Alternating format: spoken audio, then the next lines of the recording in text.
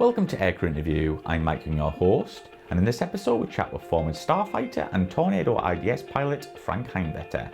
In the first half we talk about his time flying the mighty 104, his training at Luke Air Force Base, what the aircraft was like to fly, and also a memorable story including a bird. Thank you and enjoy.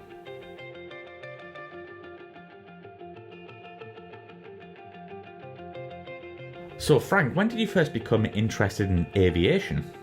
When I was a kid, I didn't want to be a firefighter or policeman. I was interested in aircraft. I don't know how this was happening, but it was just like so, Like all of us, yeah, we just probably the first plane that I was interested in the same. But so what year did you join the Air Force? I went to the Air Force back in 1969. I joined the Air Force. Did you originally want to join as a pilot? Because I know there's a bit of a backstory here with you going on as a nav. Could you share that with us? Yeah, I originally wanted to become a pilot.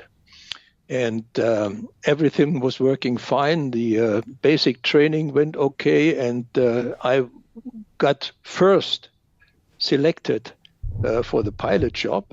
And after the basic training and education, we had to go to the medical center in Fürstenfeldbruck.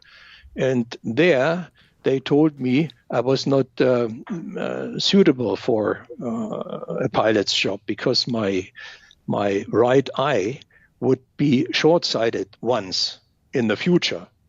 More they couldn't tell me, but that was enough to wash me out.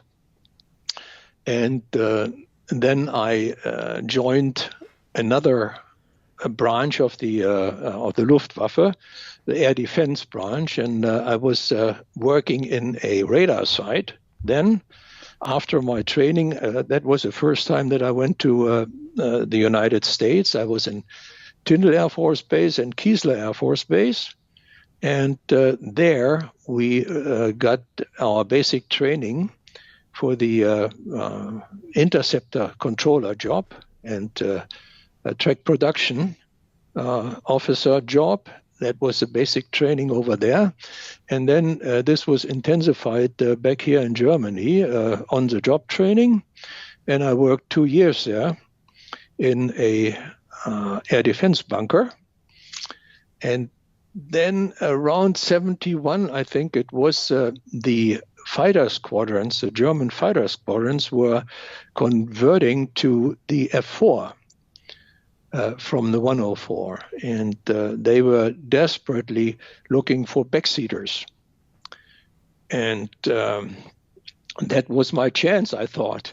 So I applied for backseater in the 104, in the F-4.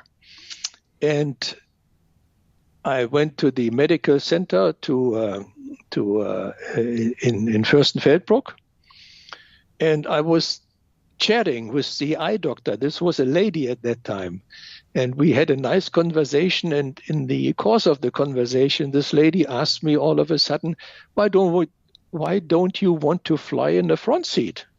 And you can imagine I was quite surprised. They changed their requirements, and so I applied again for the front cockpit. And within, I think, three months or so, within this checkout, I was in the States. It was that quick. Wow, that is quick. Yeah, and incidentally, because they didn't accept me in the first run, I made my own PPLA in Kassel, where I was stationed with the air defense stuff. So I had my PPLA when I was, when I was chosen for a flying job. I had my PPL at that time already. So that was a little advantage. The screening was a little faster for me. And like I said, in no time flat, I was in the States. Wow. And obviously, did you know what aircraft you were going to go onto as a front seat at this time? Did you know you were going to go onto the F4? No, F-104, sorry. no. In the German Air Force, this is a process that is going to take place at the end of the training in Tyndall Air Force. Tyndall, no, in Shepherd Air Force Base. You fly the T-37 there, and then you fly the T-38. And after this, you get selected to fly either one of our frontline airplanes. At that time, we had F4s, 104s, and Fiat G91. The first couple of guys, as far as their training results were concerned, could select their airplane. And so that's how I received the 104. I think we were 10 guys in our Shepherd class, 10 Germans and 10 Americans. And the Americans got spread all over the world with different airplanes. And we only had, at that time, the choice between the 104 and the G91. And, I choose the 104. And I think six of us went to the 104 and 4 went to the G91. So what were your first thoughts of the 104 when you got selected or got picked to fly that aircraft? Well, I was kind of expecting it during the course of the training. And so it was not a real surprise to me, and I was looking forward to flying the 104. It's a perfect airplane as far as the styling goes. I think there's never been another airplane that, for me, is that sexy as the 104. So what was the role of the F-104 at the time with the German Air Force and when you got selected to fly it? In this time, we had the Warsaw Pact on the east on one side and the NATO allies on the other side. So there was the times, they called it the Cold War. There was the military strategy was called the flexible response at that time. And flexible response meant, if you do something to me, I do something to you. Mm-hmm. So the NATO was not in a position to attack the Warsaw Pact. As a contrary, we were expecting, or the NATO was expecting, an attack, maybe an attack of the Warsaw Pact. So if they did something to us, we had to do something to them. And the 104 wings were part of this strategy. We had at that time 3 wings in the nuclear role. So that means we had a QRA in either one of these 3 wings with 4 airplanes loaded with tactical nuclear weapons. And these wings were in Memmingen, in Büchel, and in Nörvenich. And I was stationed in Büchel, and we were a fighter bomber wing like the other 2 wings too. And that was our job. That's what we did, what we trained. That was our daily business, low-level flying, 500 feet. At that time, nobody cared. We had lots of airplanes, we had lots of fuel, and each wing commander was kind of proud if his wing had the most flying hours in a year. So that was kind of a competition between the wing commanders. They could practically do whatever they wanted. Yeah. They had. They were the kings, so to speak. Kings. So and they had all the resources and pilots also. And in my time, when I joined the 104 wing in Bücher, that was in 75.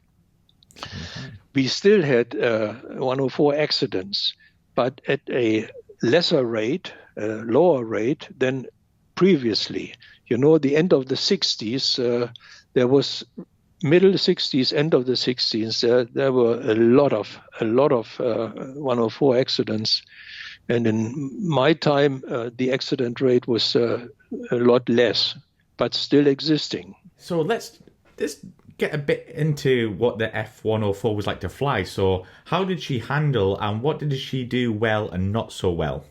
It flew well in the whole spectrum, so to speak, but it was not willing to turn quickly because of the small wings, high wing load. We had to drop the takeoff flaps if we wanted to make a sharp turn. The takeoff flaps limit, speed limit, was 450 knots. So if you wanted to turn, 450 knots was our normal ground speed, or not ground speed, our normal low-level speed. So if somebody came at you, wanted to fight with you down there, you had to do something. Either one, you had to accelerate and get out of the way, or you had to drop the flaps, takeoff flaps, and started cranking the airplane around. But if it was another airplane, like an F-4 or even a G91 would outturn the 104. The only chance you had was to get away. Mm-hmm. So it was an airplane that was going fast and low and straight and was very stable in the low-level regime, but it was not for air-to-air dogfight. That was not its role. I mean, they originally wanted it as an interceptor in the United States, to go up there fast and high, and that could be done. But dogfighting up there, no, it doesn't work. Yeah. And after our low-level portions, we often went up in the TRAs, in the temporary restricted areas, to do some confidence maneuvers. Like, you had to get acquainted, always to get acquainted with the airplanes, and you had to fly it to its limit, and to do formation exercises and all this stuff we did in the TRA. And also loopings. And if you flew a normal loop in the 104, you needed 10,000 feet for the loop. And if you use afterburner, it was 8,000 feet. So it's 2,000 feet less. But you could do this only with takeoff flaps. Otherwise, you would fall out of the sky. You would hang up there, and it would have been the end, Yeah. Takeoff flaps only. So, did you work closely with other European nations? Well, yes, there were exercises and things like that. Our wing visited another wing. I don't know how you call this. Exchange? Exchange, yeah, squadron exchange. I was looking for this word. So we had squadron exchanges, yes. But I was not involved in these. I was going there for a short period of time or a short visit, and then going back. But the permanent guys, the guys who were there permanent, I did not belong to. I had tasks in our wing. I was the chief, head of simulator later. Also in the 104 times, but the 104 simulator was a joke. That was it was called a simulator, but it was ridiculous. It was not even close to what the real thing was. Absolutely. And so, what was it like having, obviously like J79 and put it into full afterburner for the first time? That must have been an amazing experience. Yeah, but you get used to it. It is the first time when we converted to the 104 in Luke Air Force Base. Yes, this was quite something. An afterburner was much more efficient and much more powerful than the afterburners of the T-38, and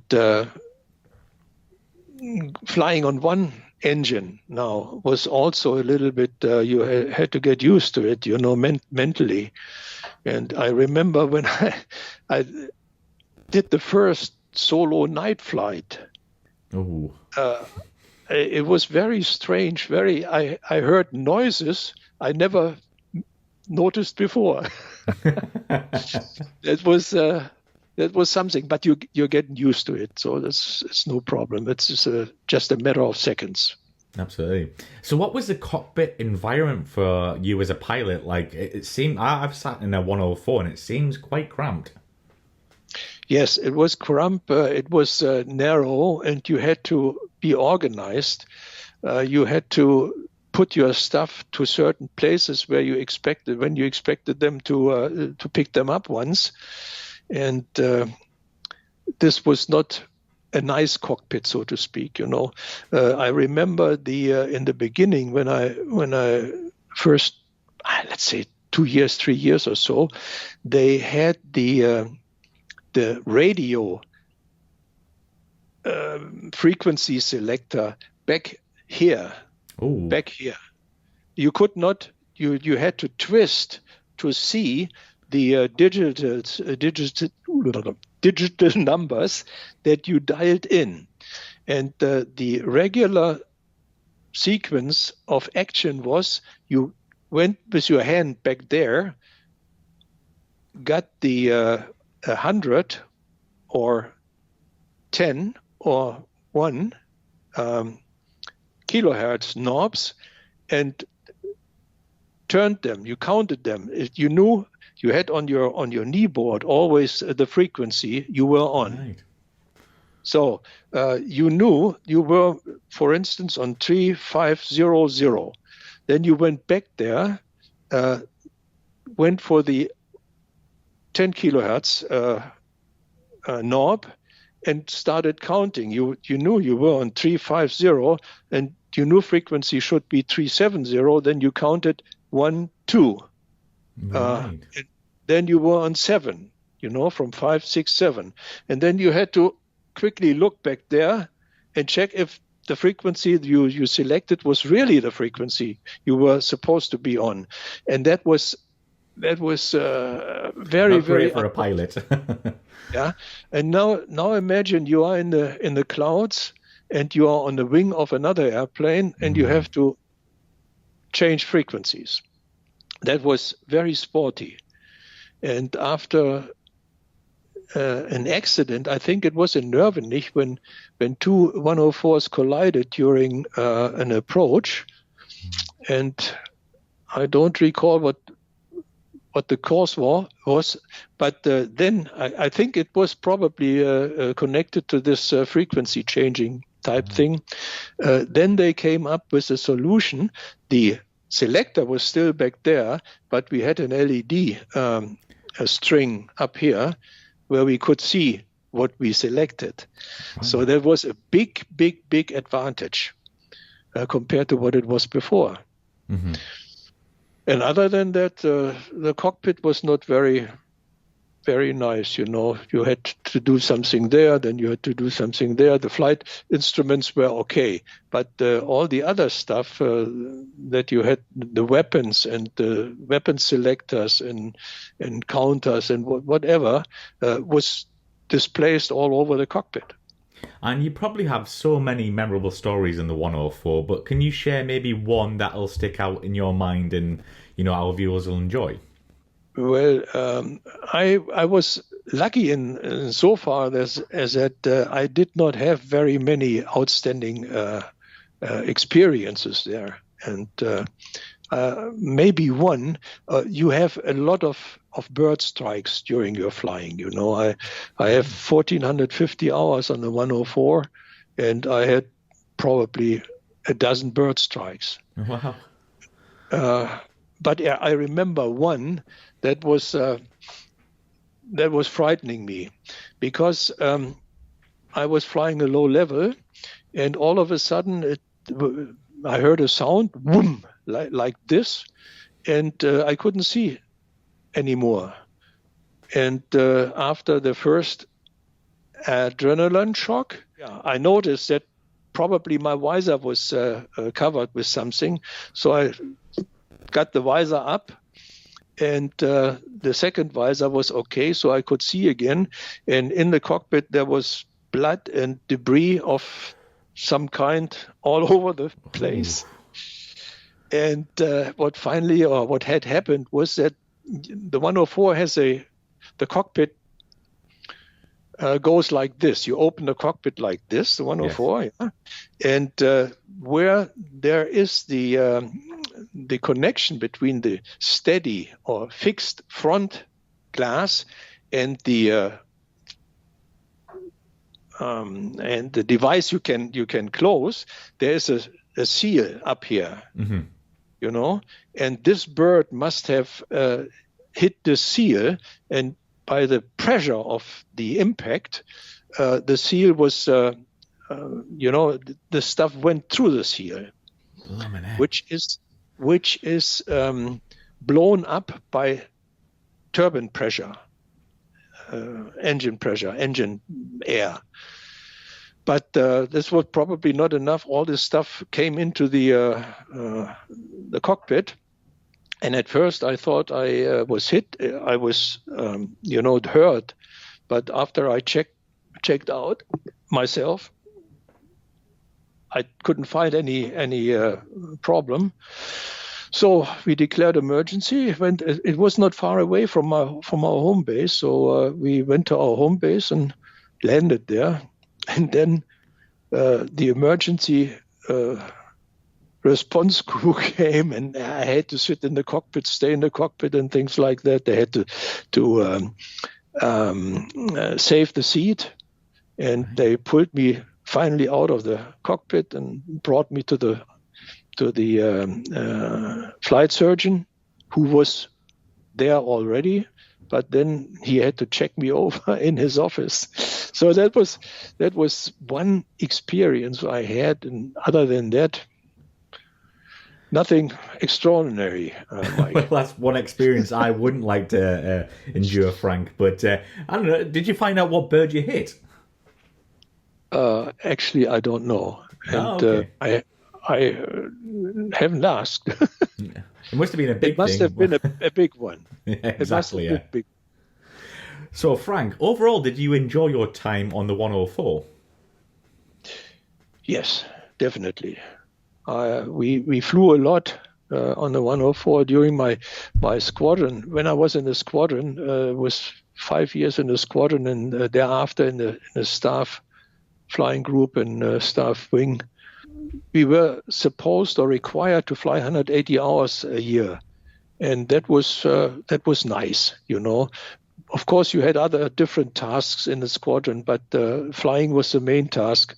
And in the wing, when you were in the wing position a little bit later, you were required to fly 90 hours, but you had the big advantage to select which airplane you wanted to fly. Oh, okay. That must have been very nice. So if the weather was nice, or if you had something, or you didn't want to stay in the wing, in the staff, or you didn't have to do anything, then you just called in the squadron and said, I want to have this airplane at that and that time, and then you went flying.